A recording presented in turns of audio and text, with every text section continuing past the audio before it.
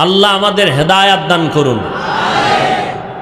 মাহফিলের প্রচারণা অনেকেই শুনেছেন, অনেকে আসতেও চেয়েছেন, কিন্তু শরঈ কোনো জরুরতে হতে পারে আসতে পারেননি।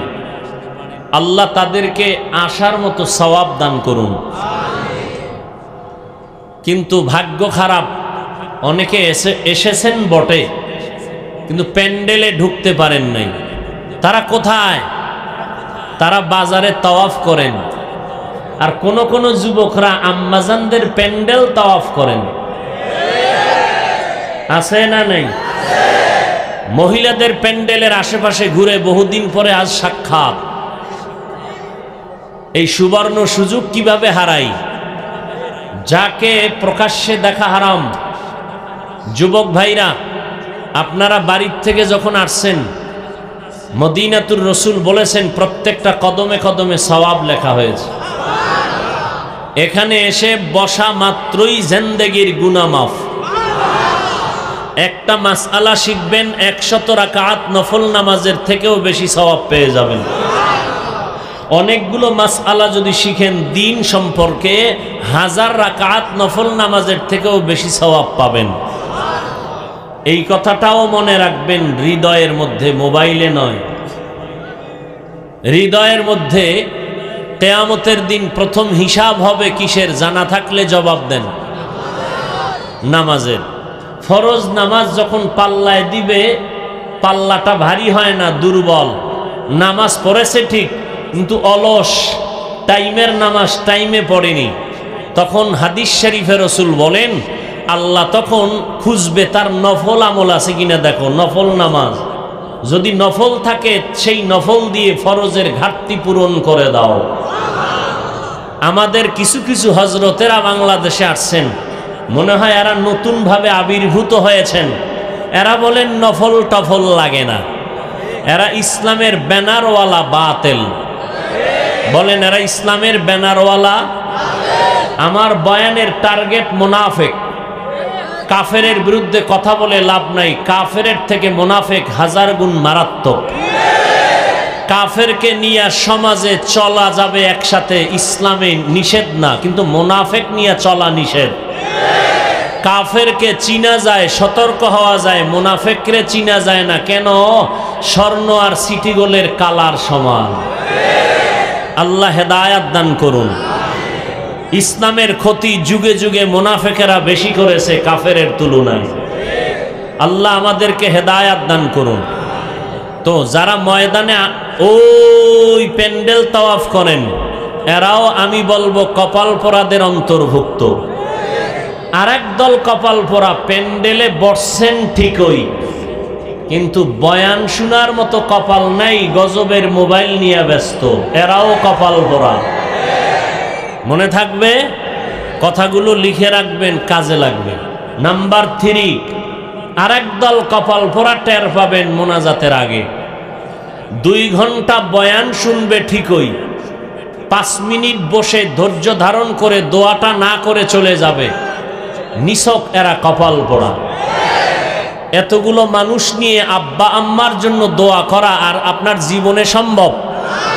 আর আপনি কাইদা কাইদা দোয়া করবেন, তাও কি সম্ভব? কিন্তু 100% চ্যালেঞ্জ আর গ্যারান্টি, বিশাল ময়দানের একজনের আমিন কবুল তো সবার আমিন কবুল। এত সুন্দর বরকতের দোয়া বাদ দিয়া যারা 3 ঘন্টা বয়ান শুনে যাবে, সব বয়ানের মূল নির্যাস আর বরকত হলো মোনাজাত বা দোয়ার মধ্যে। এই দোয়ায় যারা শরীক হতে পারবে না, তারা কপাল পোড়া। নিজেরে ভাবে বুজুর্গ, দোয়া টোয়া লাগে না, গুনাহ নাই, দোয়ার দরকার কি? বাইরে গিয়ে দেখবেন বান্দা বিড়ি টানতেছে, আছে না নাই? আল্লাহ আমাদের সবাইকে হেদায়াত দান করুন। তো আপনাদের এলাকায় মনে হয় দ্বিতীয়বার আসলাম, তৃতীয়বার আরো একবার আসবো ডিসেম্বরে ইনশাআল্লাহ। আপনাদের পার্শ্বে কি এক মসজিদ আছে না? কি? শাহী মসজিদ।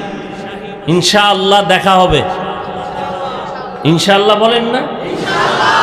আল্লাহ কবুল করেন।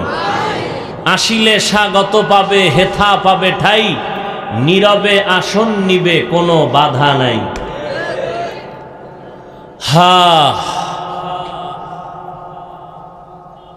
এবার আসি, আমি যে আয়াত পড়েছি আর হাদিস, কিয়ামতের দিন অঙ্গ প্রত্যঙ্গের হিসাব হবে।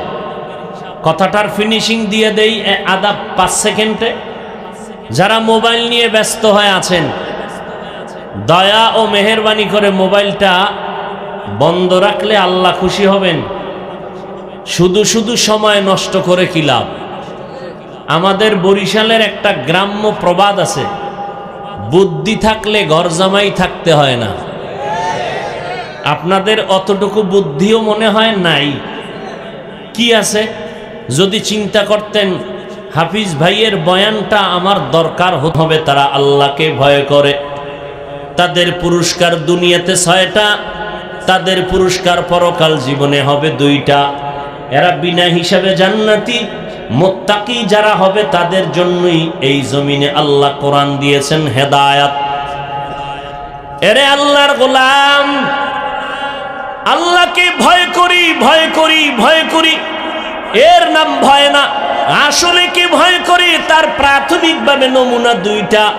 1 নাম্বার নমুনা, বান্দা ইচ্ছা করে কখনো গুনাহ করবে না, অনিচ্ছায় যদি গুনাহ হয়ে যায় তওবা করতেও দেরি করবে না।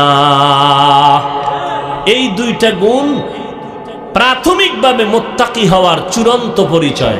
হয়তো গুনাহ করবে না, নয়তো গুনাহ হয়ে গেলে, গুনাহ করলে নয়, হয়ে গেলে তওবা করতেও দেরি করবে না। এর নাম মুত্তাকি। মুত্তাকিনদের পুরস্কার দুনিয়াতে 6টা। এর মধ্যে এগুলি লাগাতার বলার সময় নাই। এর মধ্যে দুনিয়াতে 6টার মধ্যে এক পুরস্কারের নাম আল্লাহ কুদরতি জিম্মায় ফেরেশতা দিয়া বরকতি রিজিক ঘরে পৌঁছাইয়া দিবেন। আর এক পুরস্কার হবে আল্লাহ তাকে স্পেশাল একটা পাওয়ার দান করবেন, পাওয়ারের নাম ফুরকান। ইয়া আইয়ুহাল্লাযীনা আমানু ইন তাত্তাকুল্লাহ ইয়াজআল লাকুম ফুরকানা। মা মা'নাল ফুরকান? হুয়া নূরুম মিন ইলাহি। জিন্দেগি মে বন্দগি তু কর নাহি, जिंदगी में बंदगी तू कर नहीं, जिंदगी बे बंदगी शर्मिंदा है, जिंदगी बे बंदगी शर्मिंदा है। दुनिया में हो दुनिया का तलबगार ना हो,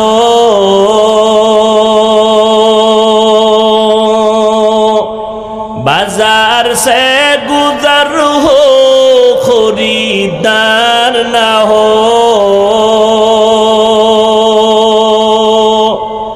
दुनिया में हो दुनिया का तलबगार ना हो, बाजार से गुजर हो खरीदार ना हो। ये दुनिया एक मिसल कागज फूल है, ये दुनिया एक मिसल कागज फूल है, जिंदगी में बंदगी तू कर नहीं, जिंदगी में बंदगी तू कर नहीं, जिंदगी बे बंदगी शर्मिंदा है, जिंदगी बे बंदगी शर्मिंदा है। খারাপ লাগে না? ভালো লাগে? তাহলে গান শুনো কেন বলো? এরে যুবক আল্লাহর গোলাম, পাও দুটো যদি আগাইয়া দিতি, আল্লাহর কসম আমি পায়ে হাত রেখে বলে যাইতাম, আমি পায়ে হাত রেখে বলে যাইতাম, ও যুবক, আমার আল্লাহর মোহাব্বতের নেয়ামতের কানের পাওয়ার গান শুনিয়া নষ্ট করিস না। যুবক, বিদায় বেলা দুটো সবক দিয়া যাই। মাঝে মাঝে মানিস ডেলি পারবি না, কারণ বাবায় মান্নত করছে মোবাইল দিয়া জাহান্নামে নিবে। আমি বান্দার বয়ানে মোবাইল থেকে ফিরবি না রে যুবক।